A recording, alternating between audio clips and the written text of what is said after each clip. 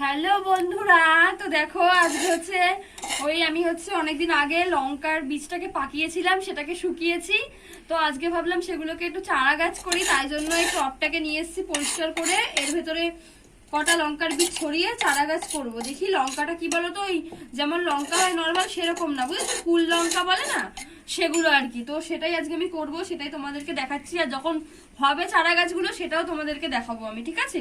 তো দেখতে থাকো আমি কি করছি, কারণ টবটাকে একটু ভালো করে পরিষ্কার করে নিচ্ছি, অনেকদিন ধরে বাইরে পড়ে আছে তো নোংরা হয়ে গেছে। তো দেখো এইটার মধ্যেই করব, অল্প কটা করি, যদি চারা গাছগুলো ওঠে তারপরে সেগুলো বড় টবটার মধ্যে এটার মধ্যে দিয়ে দেবো। তো দেখো তোমরা দেখতে থাকো। মাটি খুঁজছিলাম একটু আগে, তো আমার কাছে মাটি ছিল ঘরে, সেটা আমার মনেই ছিল না যে বাইরে কুয়োর পাড়ে ওখানে মাটি ছিল। তো মাটি খুঁজছিলাম বাইরে গিয়ে মাঠে, তো পাইনি। তো এই মাটিগুলো যথেষ্ট সুন্দর আছে, দেখো এর ভেতরে মাটি আছে। এগুলোর মধ্যে কি বলতো, গোলাপ গাছটা যেসব লাগানো ছিল, তো সেই গাছেরই আর কি মাটি এগুলো। মার কাছে রান্নার হাতা নিয়ে চলে এসেছি আমি, যদি হয় গাছগুলো সেটাও তোমাদের দেখাবো। আগে আমি লাগিয়ে নিই গাছটা। মায়ের রান্নার এটা নিয়ে চলে এসছিস, মা যদি মারে কি হবে তখন? ও মারবে না, মাকে তো বলে নিয়ে এসেছি। না বললে? এই দেখো মাটিগুলো এরকম করে নিলাম। তো আমি ঠিক জানিও না কিভাবে লাগাতে হয়, কিন্তু দেখো আমি করে নিচ্ছি এভাবে, যতটা শুনেছি আমি সবার মুখে যেভাবে সেভাবেই করে নিচ্ছি।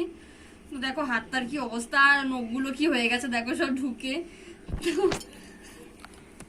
এই যে তখন যখন যদি গাছগুলো যদি ওঠে তাহলে কি করবো বলো তো, এই টবটার মধ্যে লাগিয়ে দেবো। এখন আপাতত এরকমই থাক। ছোটটার মধ্যে বেশি ভালো লাগে।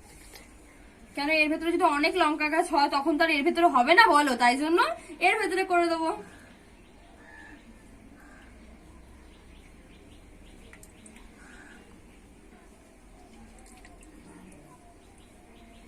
একটু অল্প অল্প জল ছিটিয়ে নিলাম এর ভেতরে, জানি না কতদূর হবে, এগুলো মাটিগুলো অতটাও ভালো না।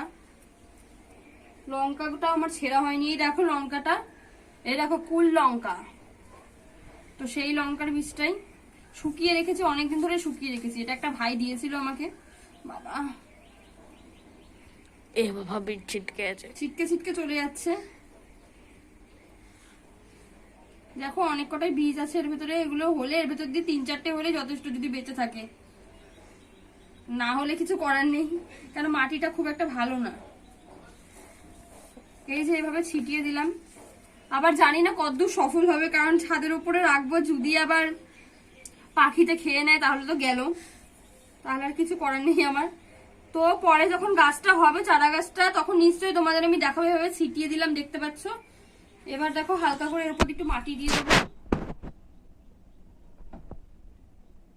ঝুরঝুরে মাটি করে নিয়েছি একটু।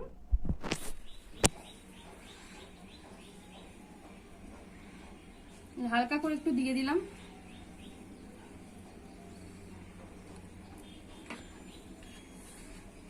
এবার একটু জল ছিটিয়ে দিই। তো বন্ধুরা দেখেছো, এখনই তো আর চারা গাছ সৃষ্টি হবে না এখান থেকে, তো বেশ কয়েকদিন লাগবে। তো দেখো যখন হবে অবশ্যই তোমাদের আমি দেখাবো। তো কেমন লাগলো ভিডিওটা কমেন্ট করে জানিও। তো বন্ধুরা এই যে আমার টপটা রেডি হয়ে গেছে, কিন্তু কতটা লঙ্কা হবে আমি ঠিক জানি না। যখন হবে আশা করি তোমাদেরকে নিশ্চয়ই আমি দেখাবো বন্ধুরা। তো ভিডিওটি ভালো লাগলে লাইক করো, আমার চ্যানেলটি সাবস্ক্রাইব করে দিও। তো বন্ধুরা টাটা।